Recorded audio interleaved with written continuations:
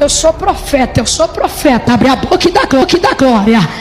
Seu pilantra, seu safado, ameaçando o pessoal pra doar R$1.000 pra igreja. O profetinha Miguel está ficando muito famoso nas redes sociais. Tão famoso que o seu nome está sendo assoprado até mesmo no meio secular. Nesse vídeo, até mesmo o Sargento Castro, em um podcast policial, tece o que pensa sobre Miguel. 30 pessoas que vão fazer um voto de R$100.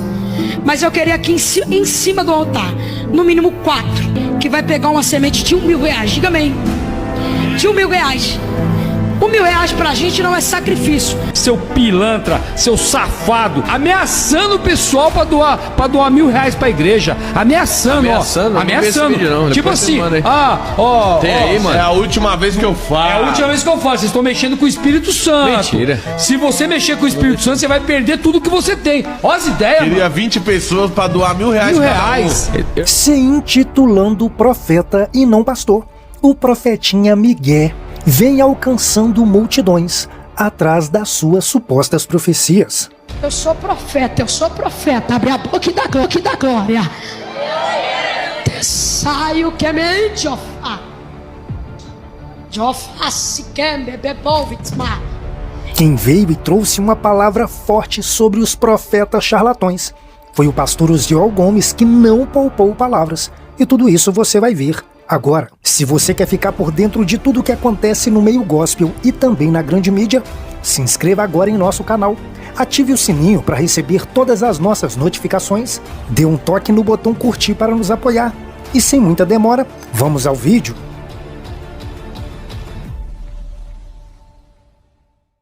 O profetinha Miguel está ficando muito famoso se intitulando da classe profética. Mas afinal de contas, existem profetas nos dias de hoje? Pastor Osiel Gomes falou sobre isso, não poupou palavras e desceu a lenha sem dó nesses falsos profetas. Confira.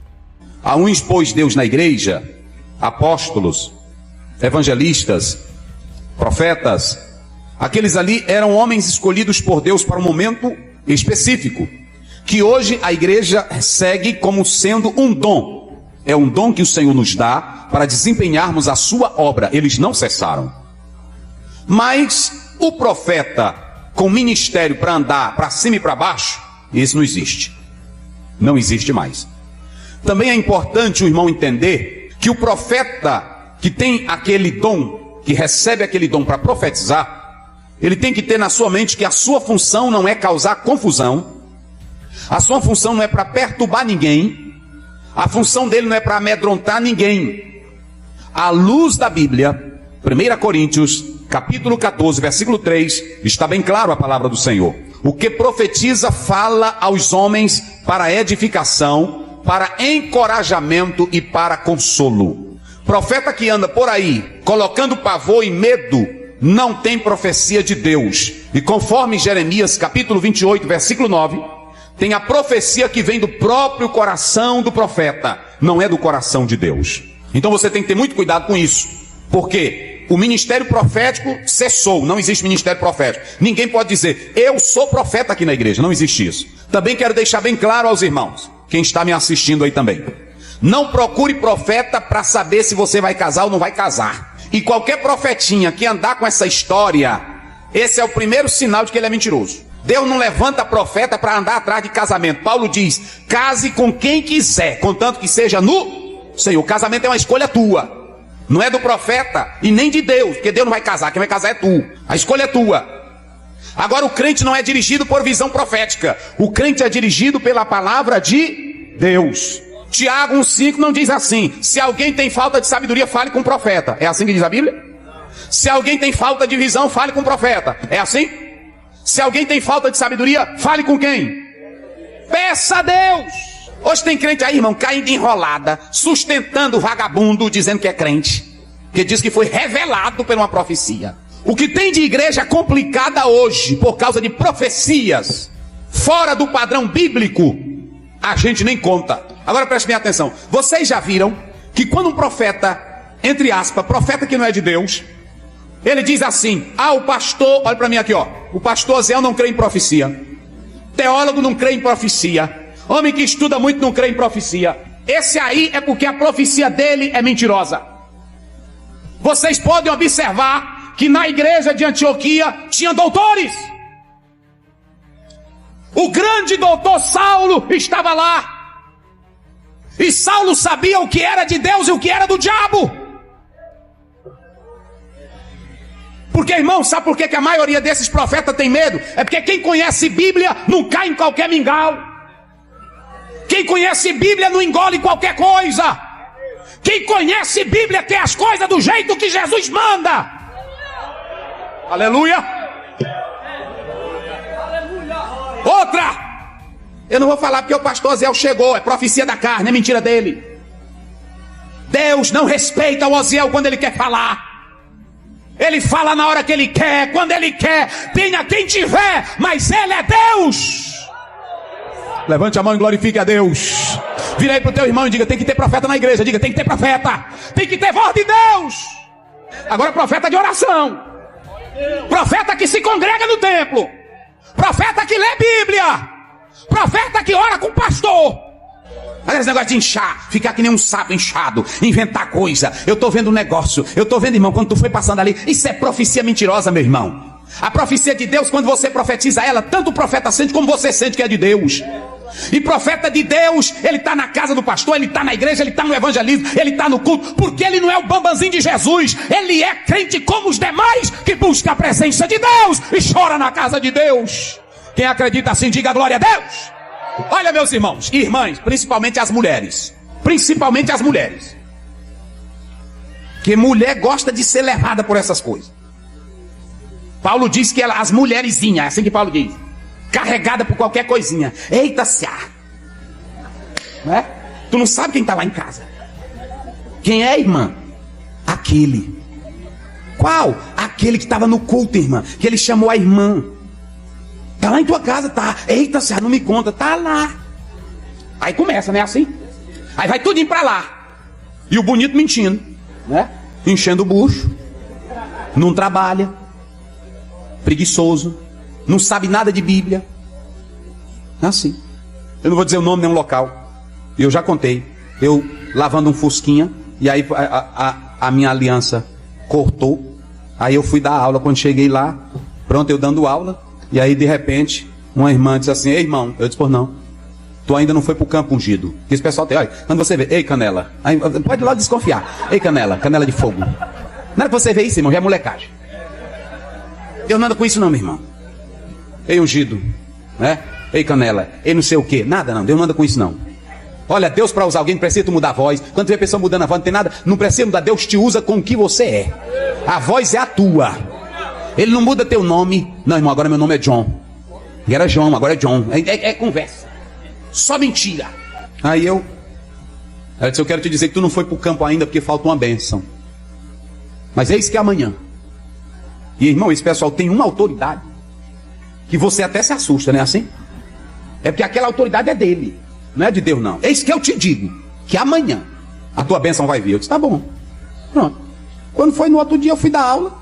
Aí eu entrei de longe e eu vi a irmã agarrada no braço de uma morena, mais preta do que eu. E aí ela puxando a morena. Aí eu disse: eita, rapaz, aquela irmã que é a moreninha toda alegrezinha, ué. Casar com um professor. Aí disse: eu já vou já lá.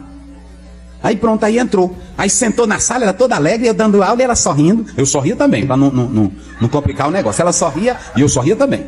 E a irmã alegre lá, a profeta. Aí ela disse: ei, ungido. Eu disse: pô, não, tua bênção tá aí. Eu disse: tá aí minha bênção? Tá. Já chegou? Já. Aí eu disse: tá bom. Irmã, depois do intervalo a gente conversa. Tá bom. Aí eu entrei pra diretoria e disse assim: irmã, eu vou contar aqui um negócio. Contei lá na secretaria. Aí a irmã disse assim: eita, pastor, agora tu tá frito. Essa é a maior profeta daqui dessa cidade. É a maior profeta. Agora imagine, irmão, uma velha com quase 70 anos. Considerada a profeta da cidade. Eu disse: irmão, eu tô até com vergonha de dizer para ela que eu sou casado.